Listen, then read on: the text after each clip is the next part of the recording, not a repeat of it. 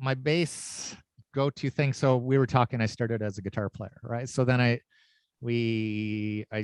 play bass in the Salads, and then we ended up eventually making the Full Day to Be record with Get Loose, and then I was able to find us, with the help of some other friends, to find us some video grants, and I was renting basses.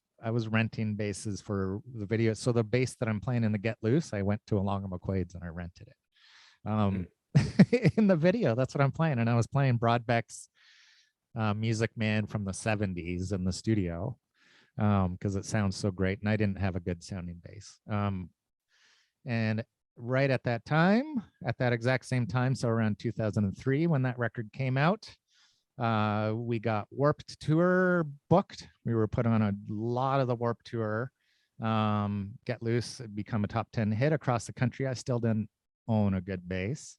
And I just had my first baby, my son, who's now 18 years old and goes to U of T. I didn't have a bass. I couldn't afford a bass.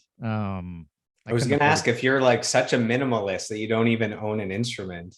Yeah, it's so ridiculous, right? And so my wife said, why don't you ask someone for a bass? Like, see if someone will give you a bass. Like, what's your dream bass? And so since I had been recording with the Music Man and renting Music Mans for the videos, I'm Music Man. I want a Music Man, an Ernie Ball Music Man.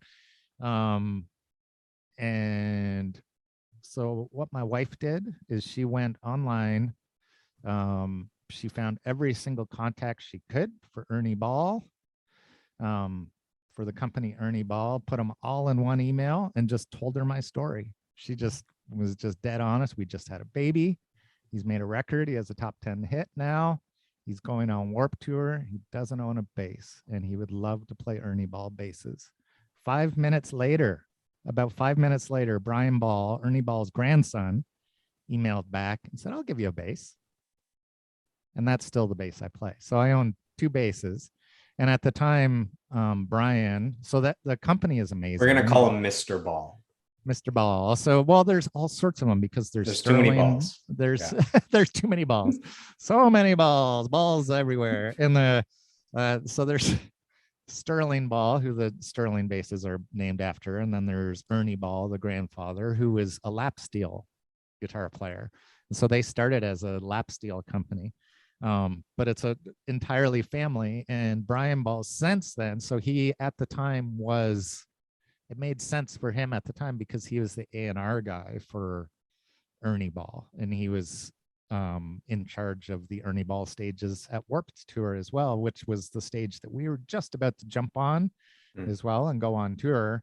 And so it was all really, it just made sense. And so I've been playing Ernie Ball's basses ever since, but it's very specific. So for your friend, one of the basses I ordered from them, they sent me the wrong bass. They sent me a 4BH, which has two humbucker pickups in it.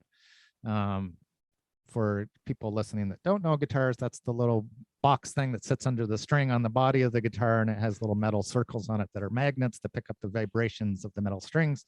And the 4BH didn't sound quite right, and so they mailed me the pickup that they realized I wanted, which is this big, deep, heavy thing. I had to route the bass up and stick it in. And so I'm specifically using the pickup that they put in their high-end Music Man Sterling basses, but it's sitting inside of all of my guitars. And they're these big, weird, it looks like something Eddie Van Halen would make because you can see the glue popping out of it, and it's really messy looking. Just looks like maybe this will work, and they stuck very two rock together. And roll. Yeah, and so there's that. But then in addition to that, I learned from Broadbeck and from Jag about bass distortion.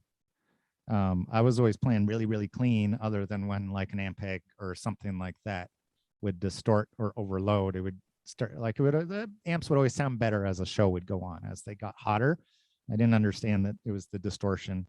So now I'm heavily distorted.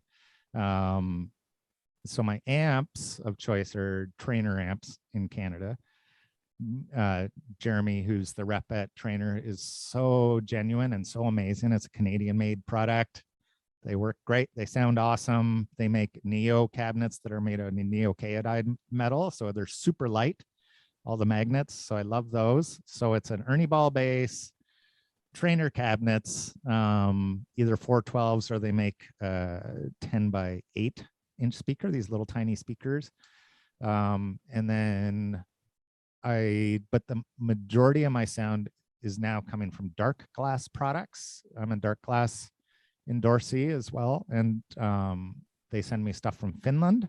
It's all made in Finland and they're all geniuses. Their dark glass electronics is entirely for bass players. And they just make preamps and distortions for bass players. And they are insanely smart and they never sleep. And they're just always working and working and working. That's what we expect of them. I guess so. It's quite remarkable. And so I've been using something called a Microtubes BK7 with iMother Earth, and I've never used anything that's quite so amazing. And I know they recently reissued that just as an anniversary edition and made it look really cool and put it in a beautiful wooden box. So that's a big part of it. And I would highly recommend trying those. They work with a Canadian-based company in Saskatoon called Dingwall Basses. And so all of their stuff is sort of designed to work with Dingwall, but they recently have collaborated with Ernie Ball. So now bring everything full circle here. Yeah. So now it's all sort of coming back and it really works well so the Ernie Ball with dark glass works really well. I would suggest to your friend to maybe try a Dingwall with dark glass though as well, because the Dingwall with dark glass makes your bass sound like you're hitting big metal rods that are like full of electricity. I don't know how to explain. It's just so bright. It's very descriptive. It's very bright and explosive sounding and thick and heavy. Like it's so much fun. And I've had so many front of house guys tell me that all they do with the dark glass stuff, because it's a preamp, it works remarkably well. They have Bluetooth in them as well. So they're simulating amplifiers and cabinets. And the Bluetooth, I have an app on my iPhone where I can just send different cabinets and impulse responses to it. Impulse responses are the sound of the air that comes out of the speaker. It's the sound of the air. And so you can load different impulse responses into the pedal. So different ways that the air moves. Okay, you're officially the sonic scientist. I so donate ridiculous, that title to right? you. It's so ridiculous. I'm just trying to make it make sense.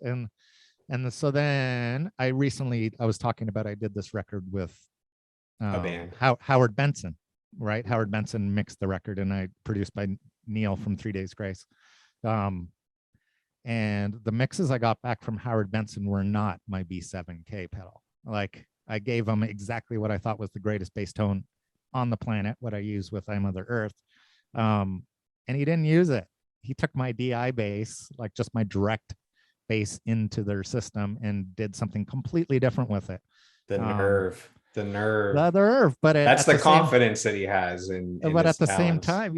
same time, I was like, how did he make my bass sound like that? And Dark Glass had just come out with a pedal called Adam that's designed by Adam from Periphery, who is, they're very heard of Periphery. They're like a progressive metal band from the US and out of control amazing.